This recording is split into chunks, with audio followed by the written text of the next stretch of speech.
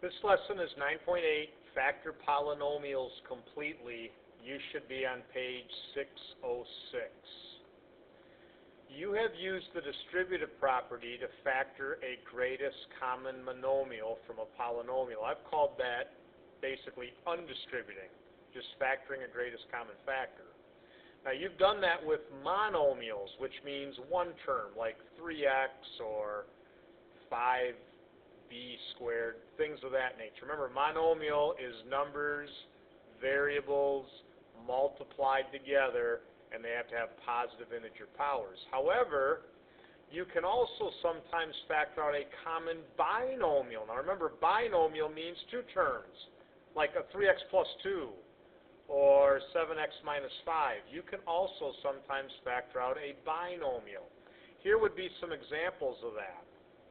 Look at example A. Do you notice how both of these have an x plus 4? I can basically undistribute the x plus 4 and pull it out front, and I'll have left a 2x minus 3 after it, and so this would factor into x plus 4, 2x minus 3. Now, if you double distribute this, it will give you the same thing as if you single distribute here and here and then combine the like terms. So let me erase this. These two are going to give you the same thing. This is going to give you the same expression as x plus 4 times 2x minus 3. Or if you look at sample B, the binomials here, y minus 2 and 2y minus 2, y minus 2 and 2 minus y are opposites of each other. But if I factor a negative 1 from the second binomial, I'll get the same binomial. So what I mean by that is if I undistribute a negative 1, it's going to change these signs. It'll make the positive 5 a negative. I factored the negative 1 out, and I'll have a y minus 2. Now you notice, now I do have the same binomial, and like I did over here, I can take that common binomial, factor it out front, and I'd be left with a 3y squared minus 5, and I factored it. Those two multiplied together, those two binomials multiplied together would give me the same thing as that statement, okay?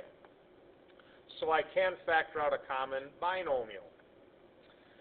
Now you need to use that technique to do what's called grouping. You may be able to use the distributive property to factor polynomials with 4 terms. Now I'm circling 4 terms. Grouping is what you do when you have 4 terms. We have not worked with 4-term polynomials this chapter. So maybe I should put a little star next to that. You know, grouping only works with 4 terms, and that's something we're going to start on today. Factor a common monomial from pairs of terms, then look for the common binomial factor. This is called factoring by grouping. Now, as you read that, you might be like, huh? What does this factor a common monomial from pairs of terms and then look for a common binomial factor? What is that saying? Here's what it's saying. Here would be an actual example of it. Look at example A. The first thing we do is we group the terms by front and back. Here's what I mean by front and back. Use parentheses. We have a front group and we have a back group, which you see here. Okay, now here's the next thing. Factor each group. Do you notice, let me erase this, or let me turn that off a minute. Factor each group. Do you notice how the first group, they both terms have at least x squared. I can factor out x squared out of the first group, which maybe I should highlight with a color. Let's highlight that with pink here. We factored x squared out of the first group, and out of the second group, maybe I'll use, let's use green. Do you notice how in the second group I can factor out a 5 out of 5x plus 15, and I have 5 times x plus 3. Okay, now notice this. Let me take my pen out. Do you notice that I have an x plus 3 in this and an x plus 3 here, and that's a common binomial. I can factor that common binomial out, and I'll have x plus 3 in front and the x squared plus 5 left over. I just factored this by grouping. Okay? Same thing with problem B. We're going to group the front and back terms.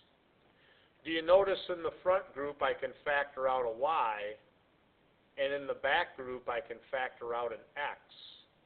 And I'm left with this y plus 1 in each group, so I can factor the y plus 1 out front, and I'm left with a y plus x. Maybe I should highlight that in a different color so you can see it better. I have a y and an x left over, y plus x, and I factored the y plus 1 out front. So y plus 1 times y plus x would be the correct factoring for that. And we had to group this that had 4 terms. Okay? Let's continue. Let's factor by grouping. Now, one thing we got to be careful of when you're grouping, we have to make sure that this is in the proper order of degree in order to group properly. You notice we have 3rd degree, 0 degree, 1st degree, 2nd degree. That's not grouped, or that's not arranged correctly. So you notice we have to rearrange the terms. 3rd degree is the highest, followed by 2nd, followed by 1st, followed by 0 degree, which you see written right here. We got to put this in proper degree order first. Now, let's group the terms. You notice we have a front and back group. I have parentheses around the front group, parentheses around the back group. Now factor each group. You notice in the front group you can factor out an x squared, which they did here. And in the back group you can factor out a 2. And you notice how each group has an x minus 3. Pull the x minus 3 out front and you have x squared plus 2 left over. And there's the proper factorization of that. Okay? Let's have you pause the video here and try these on your own. Okay, in the first example, both groups have an x minus 2. So if you undistribute the x minus 2, you'll have an x and a 1 left over, x and 1, so you have x minus 2 times x plus 1. In the second problem, we have a front group and a back group. In the front group, you can factor out a squared, and in the back group, there's no common factor. So I just put a 1 in front, but you notice how both of these have an a plus 3. I can pull the a plus 3 in front, and I have an a squared plus 1 left over.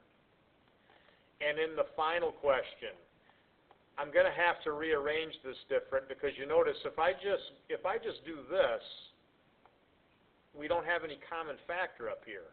I have y's and x's. So I'm just rearranging this. I'll put the y squared and the 2y together, and I'll put the yx and the 2x together. Now when I group, I can factor out a y out of the front group.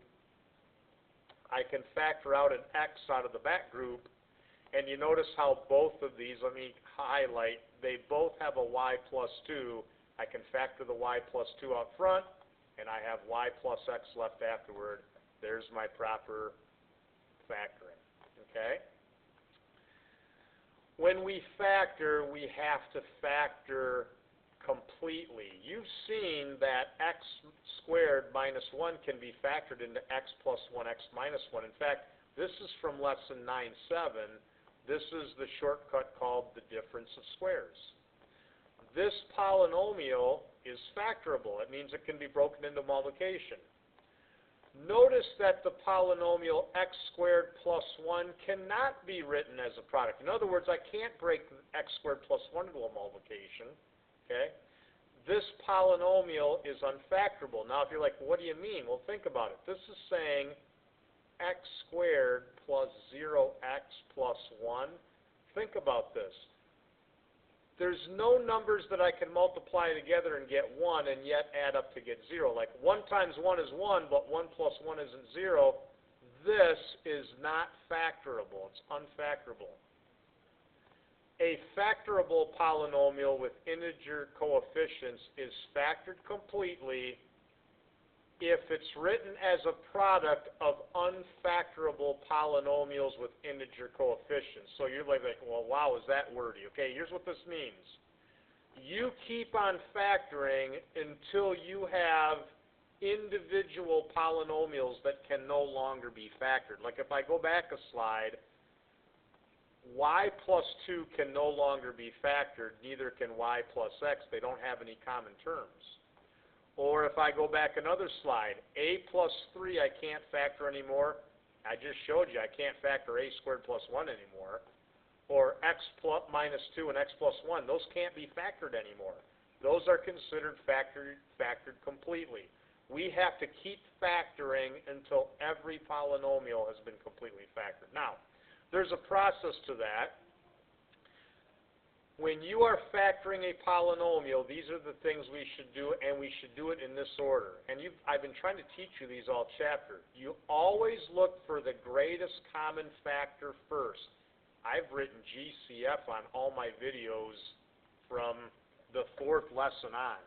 We always look for the greatest common factor first. Like in this example, you can see I could factor out a 3x from each. Okay? After you look for the greatest common factor, look for the difference of squares or a perfect square trinomial. In other words, you are looking for a shortcut after that. Now, there's only 2 shortcuts. The difference of squares shortcut, which is 2 perfect squares being subtracted, or a perfect square trinomial. Remember, the perfect square trinomial, the first term is squared, like here, x is being squared. Here, 2 is being squared, and if you take 2x and double it, you get the middle. This would just be x plus 2 being squared. That's the perfect square trinomial shortcut. Now, if there's no shortcut, here's the next thing you do. You either are going to do what we did in lesson 9.5, which is factor a trinomial when the a value is 1, or if a is not 1, you got to use the Brooklyn method. Okay? And then after that, if none of this has worked, if you have 4 terms, you're going to group. Okay? So let's try some of those. Factor the polynomial completely. So I look at the first one. I notice right away this is not factorable. Here's why.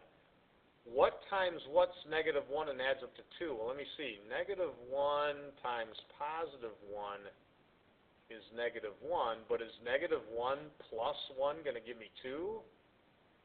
And the answer is no, and there's nothing else that will multiply out to negative 1. So there's no, I can't factor this. This is not factorable. In fact, this would be called prime. Prime means it can't be factored.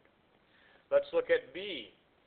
I definitely have a greatest common factor. I can divide all of these by 4x, and when I pull the 4x out, I'll have x squared minus 11x plus 24. Now, do you notice this is lesson 9.5 right here?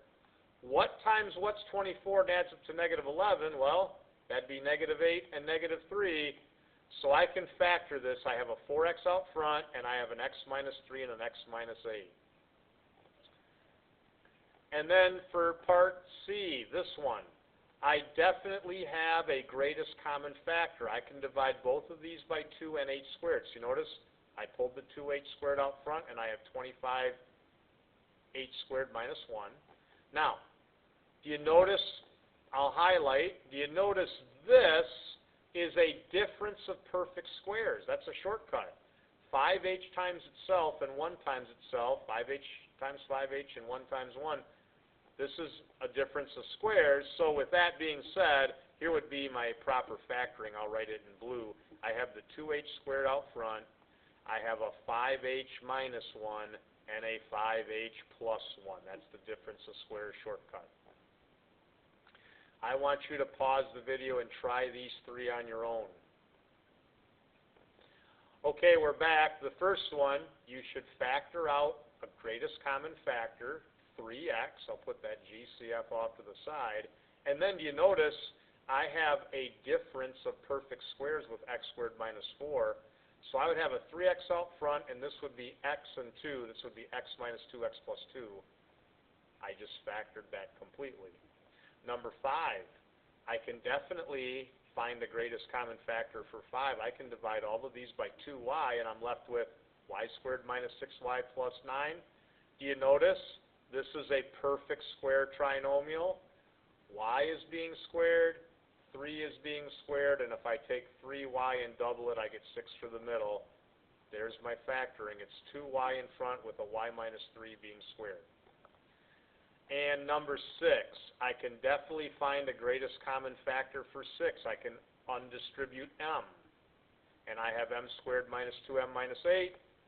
And now, what times what's negative 8 and adds up to negative 2? Well, negative 4 and positive 2 give me negative 8. Negative 4 plus 2 gives me negative 2.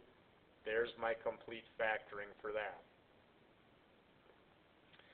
When you solve a polynomial equation, you can't forget the steps we've learned this chapter. First step, you notice how we have set something higher right now than first degree. You should immediately get everything on one side, 0 on the other. That's why they're adding 24x to each side. Okay, now, greatest common factor. I can divide all of these by 3x, which you see the book did. And now this is just less than 9/5 because the lead coefficient, you notice, is a 1. What times what's 8 and adds up to 6? Well, that's 4 and 2. So now I have the factoring right there, x plus 2, x plus 4, and 3x. Now, the highlight, 3x times x plus 2 times x plus 4 would equal 0. One of these have got to work out to 0. Well, to make 3x equal 0, x would be 0. To make x plus 2 equal to 0, x would be negative 2. And to make x plus 4 0, x would be negative 4. Okay? Let's have you try. I'd like you to pause the video and try these three. Okay, I'm back. The first problem, greatest common factor. Factor out the w. This is a shortcut. It's a perfect square trinomial. W times itself is w squared. 4 times itself is 16, and 4w doubled is 8w. So there's the factoring. Let me highlight it in yellow. I'd have a w out front and a w minus 4 squared. So w times w minus 4 squared equals 0. So w would have to be 0, or w would have to equal 4. There's my answer. Number 8, I can factor out an x. So I have x out front, and x squared minus 25 equals 0. Now do you notice this is a difference of perfect squares, x squared and 5 squared. So I have the x out front, I have x minus 5, x plus 5 equals 0, because this is a difference of perfect squares. And then x could equal 0, x could equal 5, x could equal negative 5. Now remember, do you notice how this is third degree? Do you notice how I'm getting 1, 2, and 3 answers? It's third degree. Okay? I can get up to 3. Now here, this is third degree also, which means I can expect up to 3 answers, and I have 3 answers. I have 0, I have 4, but you see how it says squared? That means I have 2 sets of 4. So my answers are 0, 4, and 4. It's just that 2 of the answers are the same. Question 9, let's write it down here. Let's factor out c. And then what times what's 12 and adds up to negative 7? Well, I hope you're thinking it's negative 4, negative 3 combination. And I get 3 answers. C could be 0, because C could be 0, C could be 4, or C could be 3. And then to wrap up the video, this could also apply to word problems. Here they have a terranium is in the shape of a rectangular prism. It has a volume of 4,608 cubic inches. Its length is more than 10 inches. The dimensions of the terranium are shown. Find the length, width, and height. So they put some things here. We have 36 minus w for the length. W is the width, and w plus 4 is the height. So volume equals length times width times height, which you can see they wrote here. Okay, now, they're going to distribute first. We got to multiply these first two things together, so w times 36 and w times w gives you 36w minus w squared times the w plus 4 would equal the 4608. And now you have to double distribute. You got to do the double distributing.